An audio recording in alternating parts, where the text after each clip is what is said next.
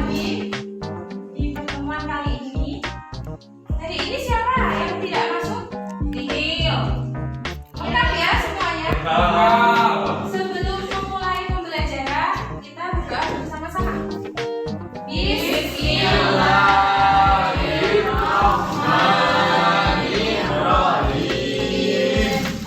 Alhamdulillahirabbil alamin. Ar-Rahmanirrahim.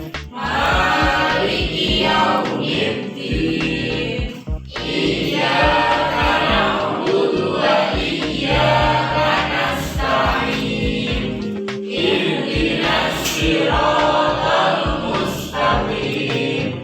Siratal ladzina an'amta 'alaihim ghairil maghdubi 'alaihim waladdallin. Amin.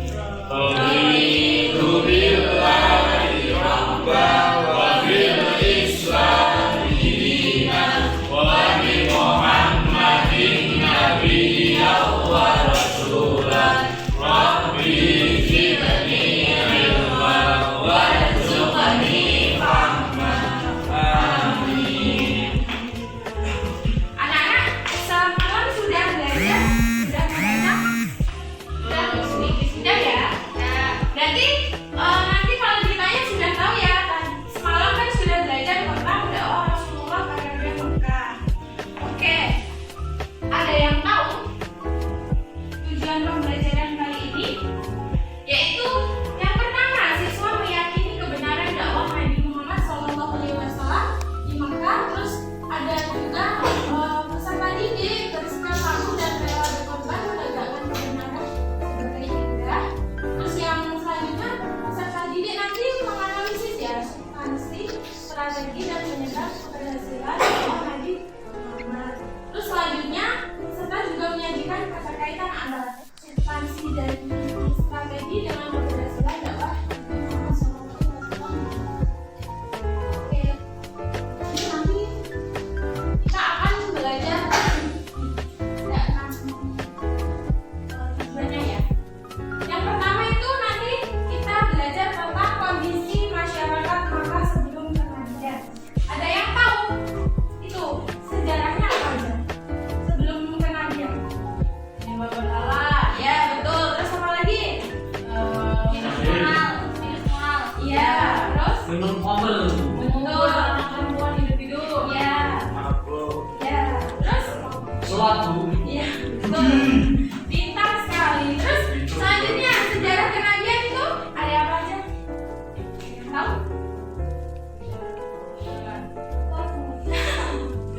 Semalam udah belajar belum? Nanti lupa Bu. Oke, nanti kita langsung belajar aja ya. Nanti ada substansi dakwah, terus ada strategi dakwah, terus reaksi terhadap dakwah. Terus selanjutnya ada ibrah dakwah Rasulullah. Oke. Selanjutnya, bagaimana kondisi masyarakat Makkah sebelum kenabian? Tadi udah dijelaskan ya. Udah disebutkan juga dari Mbak Afifah, Mas Sipa, Mbak Anissa, terus Mas Bayu yang pertama tadi mabuk-mabukan, terus membunuh bayi perempuan, terus terus apa lagi? Terus menyembah Oke, selanjutnya ini ada kondisi masyarakat Makkah sebelum kenabian. Tadi ada yang menyembah berhala itu ya. Nah, disebut zaman jahiliyah itu disebut zaman apa? Kebodohan. Terus karena mereka tidak mengenal Tuhan yang sebenarnya. Terus Rasulullah setelah itu ada di Gua Hira. Suatu ketika saat Rasulullah berumur 40 tahun, Rasulullah SAW menyendiri di Gua Hira. Kemudian didatangilah malaikat Jibril untuk menyampaikan wahyu pertama kalinya, yaitu ada yang tahu? Ya. Nah, tadi menyampaikan wahyu pertama kalinya yaitu Quran surat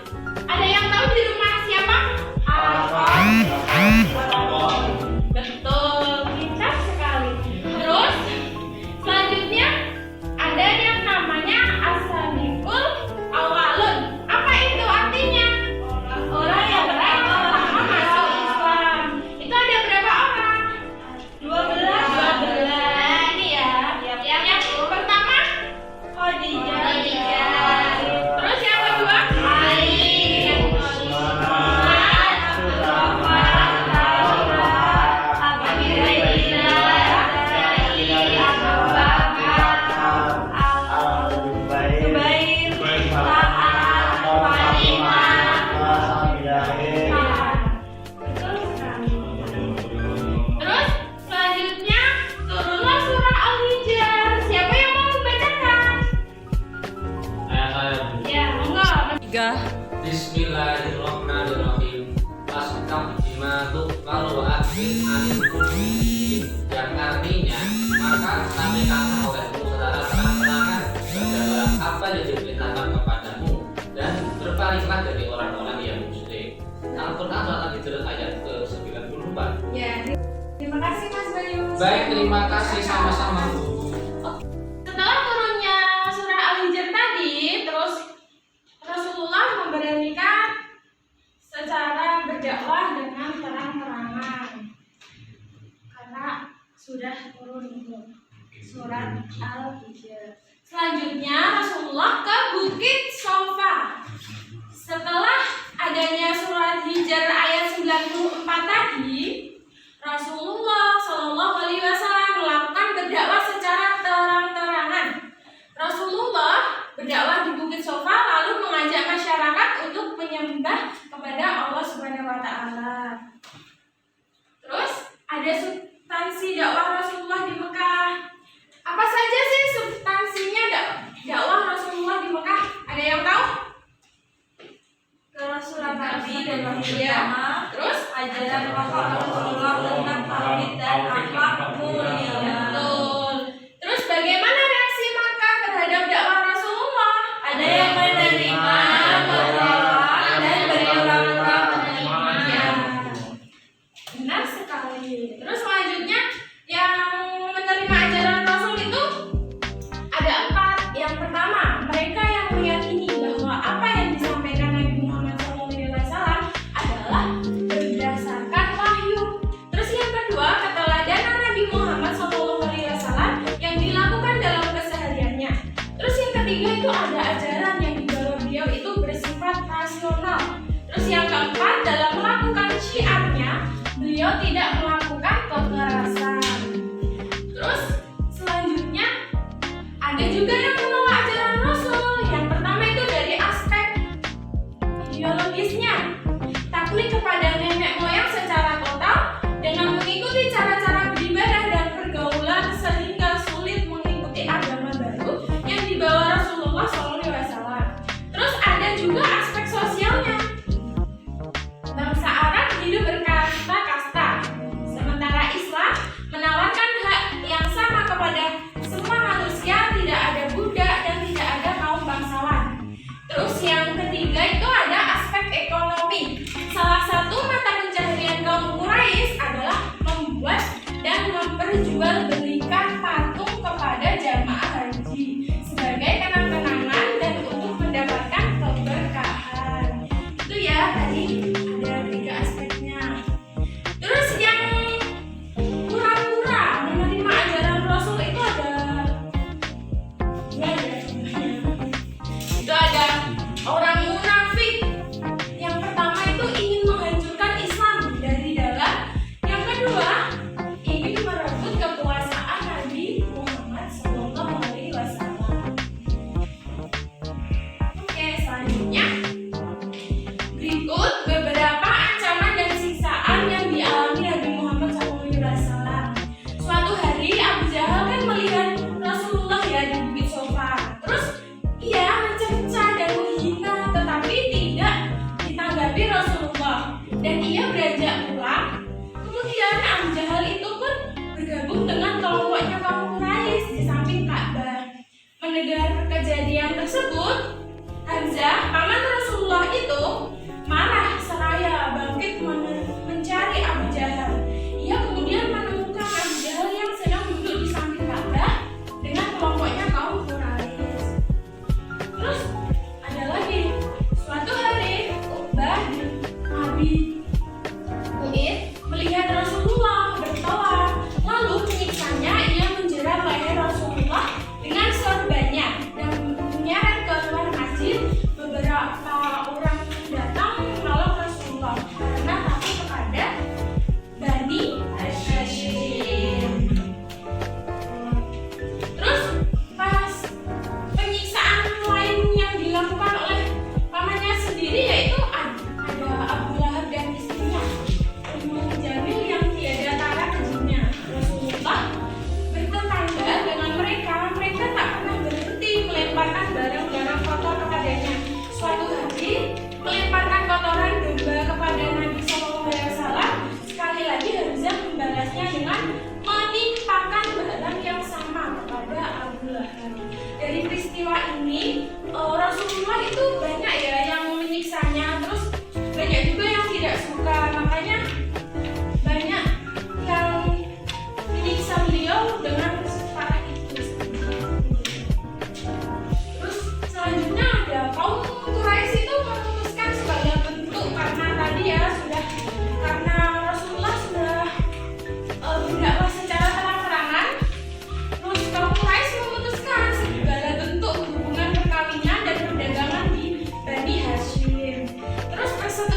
boykotnya ini dibuat dalam bentuk piagam dan ditandatangani bersama dan digantungkan di Ka'bah. Nah, peristiwa ini terjadi pada tahun ketujuh peristiwa ini terjadi pada tahun 7 Nabian. Terus berlangsung selama 3 tahun. Terus pemboikotan ini mengakibatkan Kelaparan, kemiskinan, sengsara bagi umat muslimin. betul, Mas Ipa. Terus selanjutnya ada Islam memiliki prinsip dakwah. Ada yang mau membacakan? Ayo Bu. Monggo. Islam memiliki prinsip dakwah. Ya. Dakwah adalah segala bentuk aktivitas penyampaian ajaran Islam kepada orang lain dengan berbagai cara bijaksana agar memahami dan mengamalkan ajaran Islam dalam semua lamaran kehidupan. Islam memiliki prinsip berdakwah, yakni tidak mengenai pemaksaan apalagi kekerasan, bahkan bebas menentukan pilihan akidah dan atau agama. Tidak boleh seorang pun memaksa orang lain untuk masuk Islam. Islam itu memiliki. Terima kasih ya Mas Ya, Ipa. sama-sama Bu. Ya, karena sudah mau membacakan ya ada sedikit. Betul ya, Ya, terima kasih. Mas-sama. Nah, Islam kan sudah memiliki prinsip ya. Islam memiliki prinsip berdakwah yakni tidak mengenai pemaksaan apalagi kekerasan, bahkan bebas menuntut pilihan akidah atau agama. Tidak boleh seorang pun memaksa orang lain untuk masuk Islam. Jadi kalau masuk Islam itu harus dari lubuk hati yang paling dalam. Iya, oke. Nah, niatnya itu jangan Kalau karena keturunan gimana? gimana? Kalau karena keturunan gimana? Keturunan. Iya. Oke, selanjutnya ini yang terakhir ya tentang ibrah dakwah Rasulullah SAW. Ibrah itu apa Bu? Hikmah pembelajarannya yang dapat kita ambil dari peristiwa tersebut ya. Yang pertama itu memiliki sikap tangguh dalam upaya meraih kesuksesan, diperlukan sikap tangguh dan pantang menyerah sebagaimana yang dicontohkan oleh Rasulullah ketika ia berjuang memberantas kemusyrikan. Yang pertama itu agar menggunakan waktu untuk belajar dengan sungguh-sungguh agar mendapat prestasi yang baik. Ini untuk menerapkan kehidupan sehari-hari kita ya. Terus yang kedua itu menjalankan segala perintah agama dan menjauhi larangannya. Oke, terus selanjutnya yang ketiga melaksanakan segala peraturan di sekolah. Contohnya tata tertib, baju dimasukkan, berangkat disiplin, iya betul. Terus tidak membolos di sekolah ya. Terus selanjutnya tidak putus asa ketika mengalami kegagalan. Oke, selanjutnya yang kedua memiliki jiwa berkorban. Perhatikan bagaimana Rasulullah SAW dan para sahabatnya pengorbanannya. Mereka tidak hanya berupa harta keluarga yang ditinggalkan, bahkan mereka rela merenggut nyawa untuk memperjuangkan tegaknya tauhid. Contohnya yang pertama itu menyisihkan waktu untuk sebaik mungkin kegiatan yang bermanfaat. Contohnya apa? Nongkrong.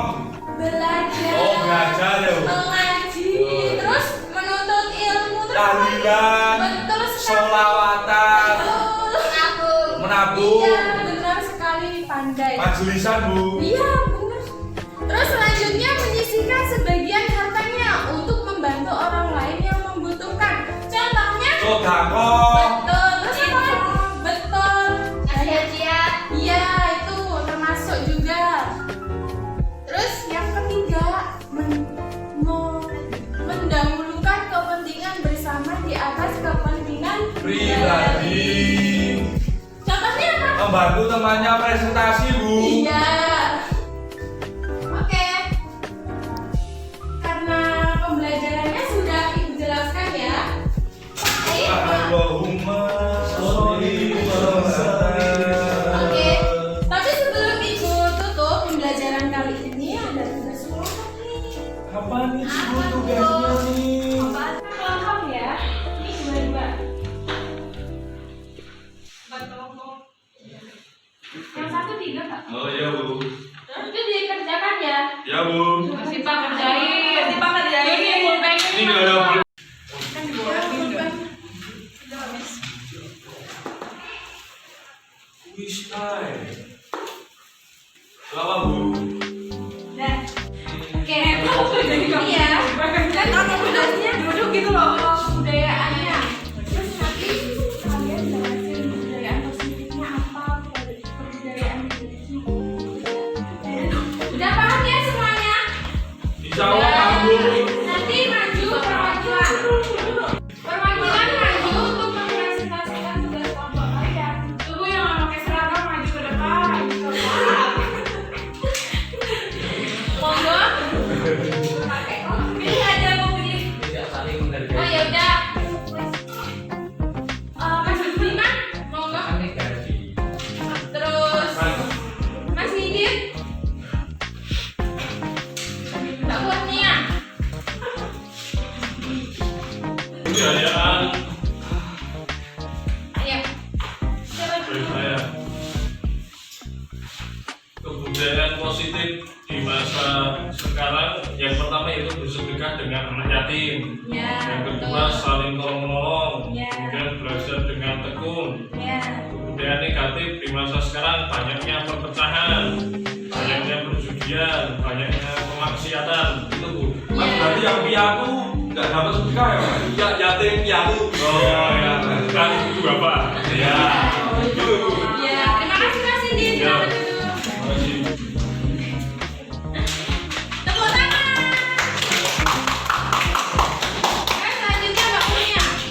Kebudayaan positif yang pertama saling tolong menolong dalam berdagang, baik hati dan semangat berdakwah. Ya. Kebudayaan negatif ada krisis moral, menyiksa sesama, perpecahan dan Ya, terima kasih Mbak Kurnia. Mbak Kurnia. Untuk kebudayaan positifnya yaitu yang pertama mengaji, Ya. terus yang kedua belajar surah ahli, Ya. yang ketiga sedekah, Ya. kemudian untuk kebudayaan negatif yaitu bermain game online, Ya. judi, Ya. dan tato-tato, Ya. belajar online secara berlebihan. Itu yang terjadi saat ini ya Mas. Iya, fakta ini. Menghayati sekali. Satu-satu. Ya.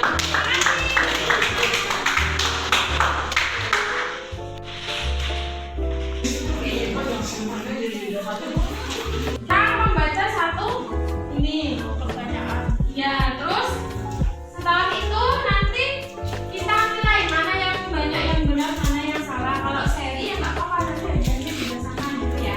Jawabannya ditulis di info. Silakan. Yo, baris. baris bro, baris. Ayo. Ini nggak cepet-cepetan ya. Siapa yang benar aja? Yang Kak. Satu, dua, tiga. Ayo Nggak cepet-cepetan. Mari lambung nih. Oh, mari lambung nih. Isi yang komen.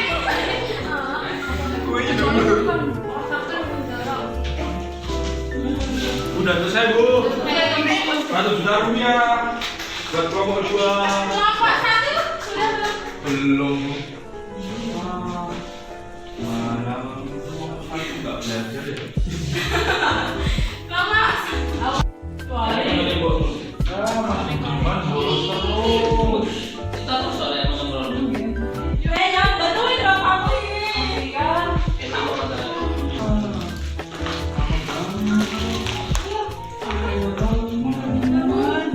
Ya ya. Video ini soal video kan. Sudah?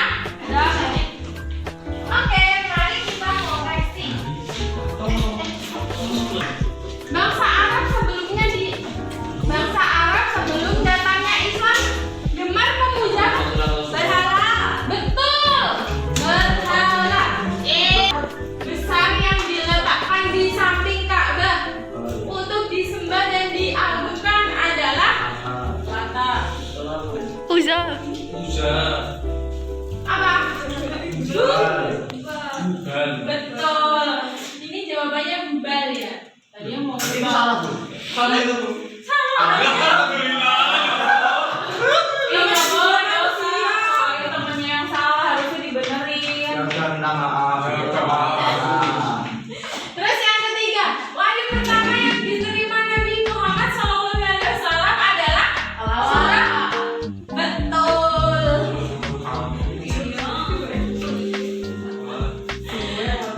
Oke.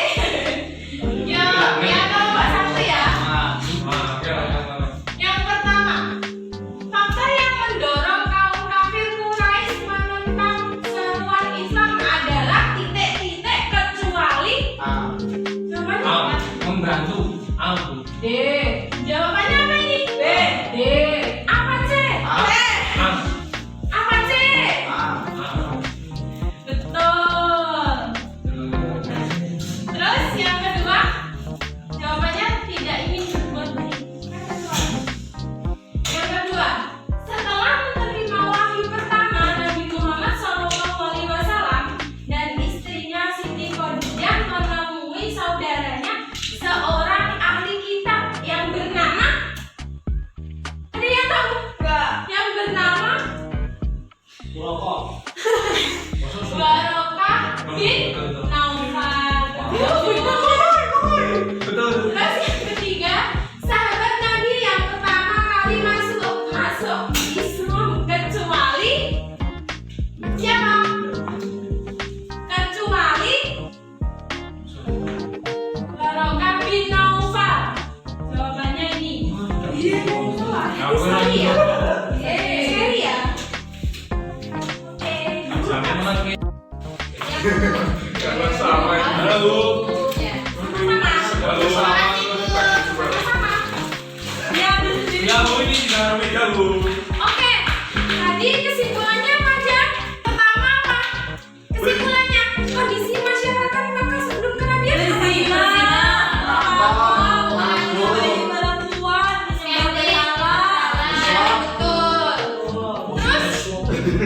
Wahyu pertama, halaman 125. Terus peristiwa itu terjadi di Waliwango. Ya, betul. Terus strategi dakwahnya Nabi Muhammad adalah sembunyi-sembunyi dalam jalan dilakukan. Iya. Terus siapa saja yang didakwahnya? Istri, keponakan, teman dan sahabat. Di rumah siapa? Betul. Orang yang pertama masuk Islam, dia sendiri.